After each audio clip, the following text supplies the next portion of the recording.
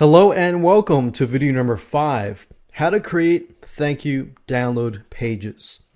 Now this is going to be the main thank you page, whereas the person purchases through your subscription, through PayPal button, and they are then forwarded to this main thank you page, which then includes your autoresponder sign up. They can sign up and then they begin to receive the emails. Now, some of you might be thinking, well, do you need individual thank you pages for, your week 1, week 2, day 1, day 2, and so forth and so forth? Probably not unless you have a ton of links. And what I mean by that is if your fixed term membership site is only a monthly membership site and you have, let's say, 20 links, then you might want to create an individual thank you page for that specific month. And so if they get the email, they get a link, the link sends them to a thank you page that has a ton of links on that thank you page. But for the most of you, if you got 5, 8 links and so forth, you can include that inside of the email itself. So it's better off using the email as a thank you email with a link or two or several links on the inside. So remember, do not overwhelm them. Separate it into bite-sized chunks and you're on the road to success. So with that said, let me go ahead and show you what you need to do to start creating your thank you page. So in order to create and edit the HTML thank you page, you're going to need to have a web editing tool. In this specific example, we're going to be using a web editing tool called Composer. And as you can see here, if you go on to google.com and type in Kompozer, it's located at composer.net. Now, I like Composer because it's really easy to use. And as you can see here, this is what it looks like. So if you've used any type of word processor, Microsoft Word, OpenOffice, or anything like that, then using this tool is actually just about the same. And it's actually quite easy to do. Now, depending on your operating system, Composer is compatible with Windows, with Macintosh, and Linux. So if you click on this downloads link at the very top, you will notice that they have it in different languages. They have it in different operating systems for Windows, Macintosh, and Linux. So go ahead and download the software, go ahead and install it, and then I'll see you on the other side.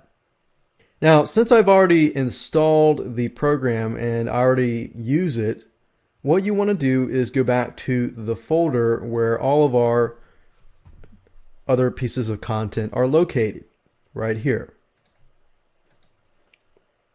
So what I like to do is just put the thank you page somewhere in the folder so everything is easily accessible.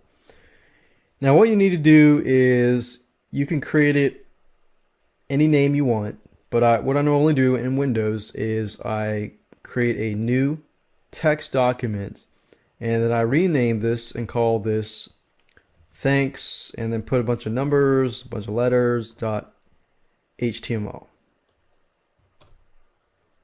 And click on yes, and this will be our thank you page. Now, if I've installed Composer and everything is working, then all I need to do is right click that file and click on open with, and I'll move it down here so you can see it better. But if I right click and click on open with Composer, as you can see, it has opened up our thanks bunch of numbers.html, and this is our thank you page. So normally what I do on the thank you page is I say thanks for purchasing, please fill out your name and email to begin receiving the content.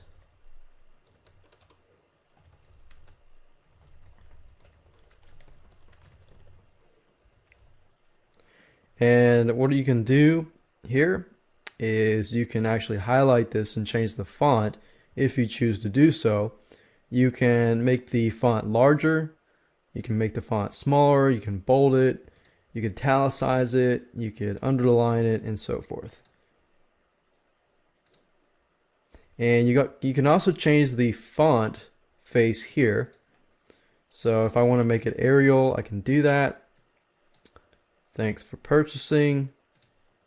I can put that in red. And to please fill out your name and email to begin receiving the content. Now, in order to finalize the thank you page, I need to have the autoresponder code.